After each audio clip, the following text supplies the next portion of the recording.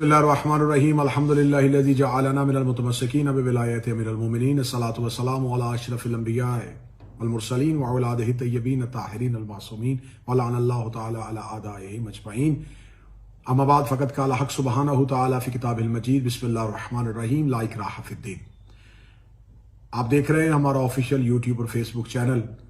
गुज़िश्ता भी हमने अपने वीडियो क्लिप में ये बात आपके सामने रखी थी कि जो इस वक्त पाकिस्तान में मौजूदा कानूनी तरमीमी बिल मंजूर किया गया कौमी असम्बली से और उसको सेनेट की तरफ भेजा गया, उसके तमाम वो तहफ़्फ़ुज़ात, वो तमाम ख़दशात जो हमें थे वो आपके सामने ज़ाहिर किए।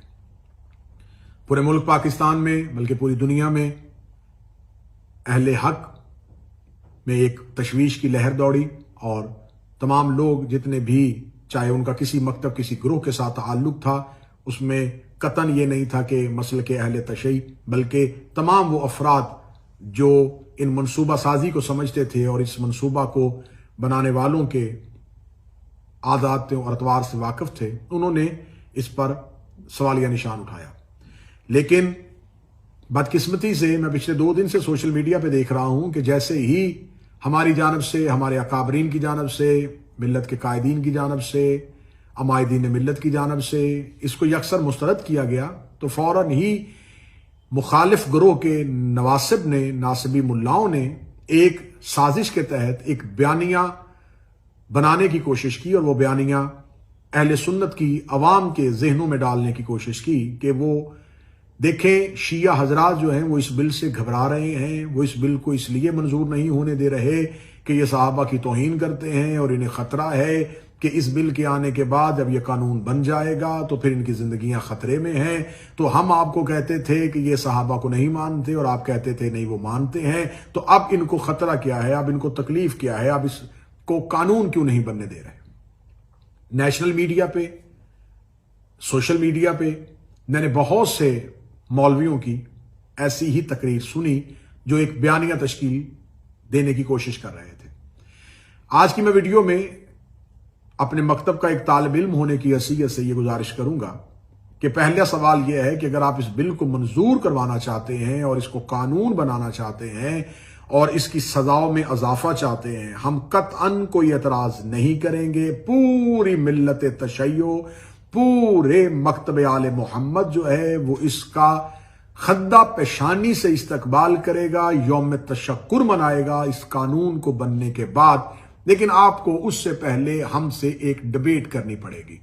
आप अहले सुन्नत की सादा लोह अवाम, जिनको आज तक आप मिंबर के खुतबों पे जो कुछ बयान करते रहे वो उन्हें हक समझते रहे, किताब तक उनकी रसाई नहीं होने दी, अलूम तक उन्हें पहुंचने नहीं दिया और उनके मदारस से लेके आपने कॉलेज यूनिवर्सिटी में अपने तालीमी निसाब में उनको वही पढ़ाया जो आप जहर नस्लों के दिलों में घोलना चाहते थे। अब हम एक डिबेट करते हैं, उस डिबेट का आगाज भी हम कौमी असम्बली से करते हैं। कौमी असम्बली में वो डिबेट होगी, लेकिन कौमी असम्बली उस वक्त सियासतदान उस सीटों पे नहीं बैठे होंगे। सियासतदानों का मजहब से कोई ताल्लुक नहीं है, वो मजहब को सिर्फ अपने इलेक्शन के दिनों में सियासत और वोट के लिए इस्तेमाल करते हैं। सियासतदानों को कौमी असम्बली की पिछली नशिस्तों में बिठा के अगली नशिस्तों पे आप अपने उलमा को लेके आए और हम अपने उलमा के साथ आते हैं। स्पीकर कौमी असम्बली की सीट पे चीफ जस्टिस ऑफ पाकिस्तान बैठ जाए और 4 दूसरी सीटों पे मेरे मुअज्जज सुप्रीम कोर्ट के जजेस साहबान बैठ जाएं। सुप्रीम कोर्ट के चीफ जस्टिस साहब के सामने स्पीकर की कुर्सी पे उनके टेबल के ऊपर सिर्फ कुरान हो और कुरान भी वही जो आपकी मसाजिद में पड़ा हुआ है, कुरान भी वही जो सऊदी अरब से छपा हुआ है, तर्जमा आप ही के उलमा का होगा। कुरान सामने रख लिया जाएगा और उसके बाद एक लंबी डिबेट का आगाज करते हैं और हम सवालात रखते हैं। ये सवालात सोशल मीडिया पे मैं सादा लो अहले सुन्नत, वो अवाम जो ये जिनको समझाने की कोशिश की जा रही है कि शायद शिया जो हैं वो इस बिल और कानून से इसलिए घबरा रहे हैं कि वो सहाबा की तौहीन करते हैं। मैं सवाल रखना चाहूंगा कि आप सबसे पहले हमें ये बताएं कि रिसालत माब सल्लल्लाहु अलैहि वसल्लम के फरामीन को तरक करने वाले अफराद कौन थे। आप ये बताएं कि वाक़या उकबा में रिसालत माब सल्लल्लाहु अलैहि वसल्लम की ऊंटनी को पहाड़ी से नीचे پھینکنے والے افراد جو تھے جنہوں نے یہ پروگرام بنایا تھا وہ کون تھے؟ وہ 12 منافقین جن کے نام رسول اللہ نے حذیفہ یمانی کو بتائے تھے، وہ 12 لوگ کون تھے؟ وہ کون سا فرد تھا جو ساری زندگی حذیفہ یمانی سے پوچھتا رہا کہ ان ناموں میں کہیں میرا نام تو نہیں ہے؟ پھر آپ ہمیں یہ بتائیں کہ رسالت مآب صلی اللہ علیہ وآلہ وسلم کے سامنے اونچی آواز میں گفتگو کرنے والا کون تھا؟ کس کے لیے قرآن کی آیت آئی کہ خبردار میرے نبی کے سامنے اونچی آواز میں بات مت کیا کرو؟ وہ کون سے لوگ تھے جو ازواج مطہرات کی عزت نہیں کرتے تھے اور خدا کو قرآن میں نص دینی پڑی؟ وہ کون سے لوگ تھے جنہوں نے نبی کو کاغذ قلم دینے سے انکار کیا تھا؟ وہ کون سے لوگ تھے جن کو حجرے سے رسالت مآب نے یہ کہہ کے نکالا تھا کہ میرے گرد شور نہ کرو؟ وہ کون سے لوگ تھے جنہوں نے رسالت مآب صلی اللہ علیہ وآلہ وسلم کی زندگی میں مسجد کے اندر بیٹھ کے رسالت مآب کے خلاف گفتگو شروع کی اور قرآن میں سورہ منافقون اتر آئی؟ وہ قرآن میں سورہ منافقون کی آیات جو تھی وہ آیات کافروں کے لیے نہیں تھی، یہودیوں کے لیے نہیں تھی۔ ان آیات کے مصداق اس دور کے کون سے افراد تھے؟ بعد از رسول جناب رسالت مآب کی دنیا سے جانے کے بعد آپ ہمیں بتائیں کہ رسالت مآب کے جنازے پہ شامل ہونے والے افراد کون تھے؟ جن کو رسول کے بعد خلافت اور حکومت ملی وہ جنازہ پیغمبر میں کہاں تھے؟ وہ رسول پاک کی تدفین اور تکفین کے وقت کہاں پر موجود تھے؟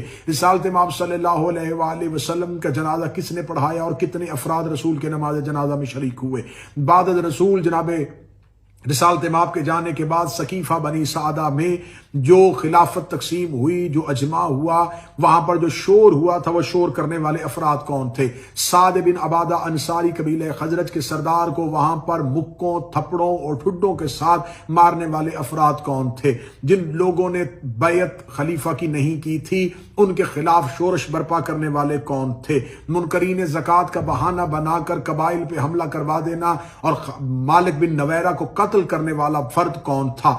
کون تھا جس نے مالک بن نویرہ کو قتل کرنے کے بعد ان کی زوجہ کے ساتھ زنا بالجبر کیا تھا؟ وہ کون سے لوگ تھے جنہوں نے اس دور میں امیر المومنین کے دروازے پہ آ کے دھمکی دی تھی؟ وہ کون لوگ تھے جنہوں نے امیر المومنین کے دروازے کو جلایا تھا؟ وہ کون لوگ تھے جنہوں نے جناب سیدہ صلوات اللہ علیہا کو ان کے حق سے محروم رکھا تھا؟ وہ کون لوگ تھے، صحیح بخاری میں موجود ہے، جن سے جناب زہرا آخری وقت تک ناراض رہی تھی؟ وہ کون لوگ تھے جن سے جناب زہرا نے وصیت میں کہا تھا یہ میرے جنازے پہ نہ آئیں؟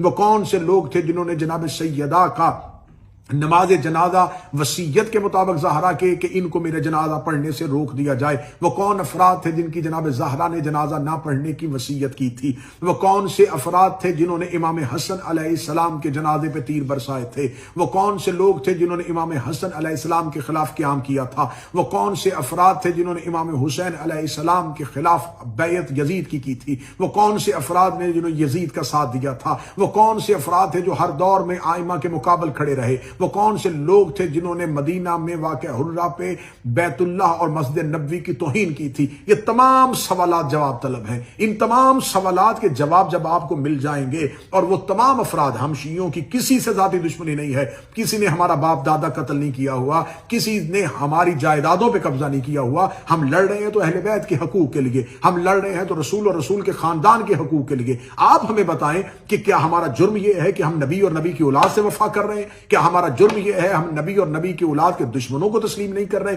کیا ہمارا قصور یہ ہے ہم نبی اور نبی کی اولاد کے قاتلوں کو بے نقاب کرنا چاہتے ہیں؟ ہم سوال کرنا چاہتے ہیں، جنگ جمل کس نے کی تھی؟ جنگ صفین میں علی کے مقابلے پہ کون آیا تھا؟ عمار بن یاسر کے سینے پہ نیزہ کس نے مارا تھا؟ محمد بن ابی بکر کو زندہ گدھے کی کھال میں رکھ کے کس نے جلایا تھا؟ عبداللہ ابن مسعود کی پسلیاں کس نے توڑی تھی؟ میس میں تمار کو تختہ دار پہ کس نے لٹکایا تھا؟ یہ تمام سوالات کے جواب آپ ہمیں نہیں دے رہے، اور آپ ہم سے الٹا کہہ رہے ہیں کہ آپ سب کو تسلیم کریں۔ پہلے آپ کو بتانا پڑے گا، قاتل علیحدہ کرنے پڑیں گے، مقتول علیحدہ کرنے پڑیں گے، ظالم علیحدہ کرنے پڑیں گے، مظلوم علیحدہ کرنے پڑیں گے، مومنون علیحدہ کرنے پڑیں گے، منافقون علیحدہ کرنے پڑیں گے۔ جس دن آپ نے خلوص سے دل اور صاف نیت کے ساتھ یہ کام سر انجام دے دیا، قرآن اور آپ ہی کی احادیث کی کتابوں سے آپ نے نبی کی توہین کرنے والوں کو، رسول اللہ کی توہین کرنے والوں کو، اہل بیت کی توہین کرنے والوں کو مجرم ڈکلیئر کر دیا، اس کے بعد جو افراد بچ جائیں گے وہ محبان رسول اور اہل بیت رسول ہوں گے۔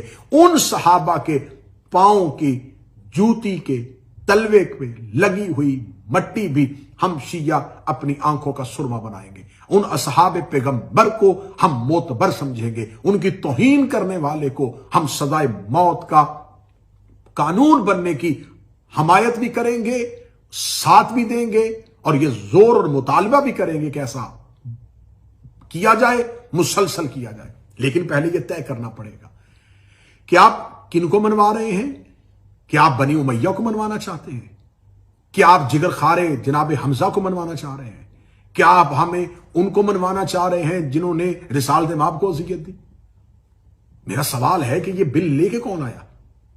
جماعت اسلامی کے ایک رکن قومی اسمبلی۔ تو جماعت اسلامی جو ہے اگر وہ اس بل کو پاس کروانا چاہتی ہے اور وہ اس بل کو تجویز کنندہ میں سے ہے، اس بل کی تائید کرنے والوں میں سے ہے، تو جماعت اسلامی کا بانی کون تھا؟ مولانا ابو العلا مودودی۔ تو پھر جماعت اسلامی کو مولانا مودودی کو تسلیم کرنے سے انکار نہ کرنا پڑے گا، کیونکہ مولانا مودودی نے خلافت و ملوکیت لکھ دی ہے۔ انہوں نے لکھ دیا ہے کہ خلافت راشدہ کے بعد صرف ملوکیت ہی رہی تھی، صرف بادشاہوں کی حکومت آئی تھی۔ تو پھر جماعت اسلامی کو کہنا پڑے گا کہ مولانا مودودی کے افکار اور نظریات کے ساتھ جماعت اسلامی کا کوئی تعلق نہیں۔ جماعت اسلامی کا کانسیپٹ کہاں سے لیا تھا؟ مصر سے۔